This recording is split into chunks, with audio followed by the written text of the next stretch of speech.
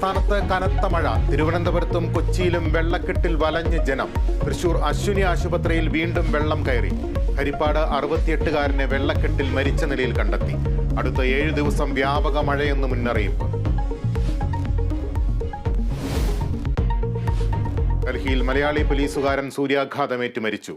മരിച്ചത് കോഴിക്കോട് വടകര സ്വദേശി കെ ബിനേഷ്. ഉത്തരേന്ത്യയിൽ ഉഷ്ണതരംഗം രൂക്ഷം. 5 സംസ്ഥാനങ്ങളിൽ റെഡ് അലർട്ട്.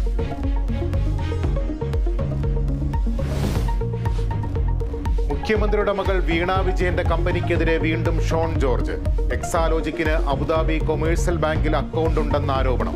അന്വേഷണം ആവശ്യപ്പെട്ട് ഹൈക്കോടതിയിൽ ഉപഹർജി നൽകി. മുഖ്യമന്ത്രി പ്രതികരിക്കണമെന്ന് V D Satheesan.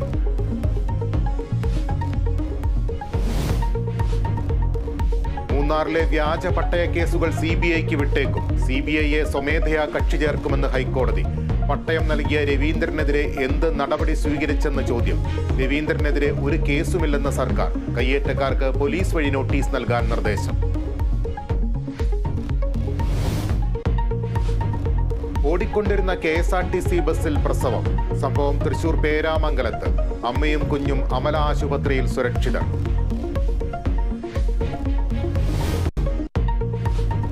Vishu bumper 1-ാം സമ്മാനം ആലപ്പുഴയിൽ വിറ്റ ടിക്കറ്റിന്. ഭാഗ്യ നമ്പറിന്റെ നമ്പർ VC490987. 1-ാം സമ്മാനം 12 കോടി രൂപ.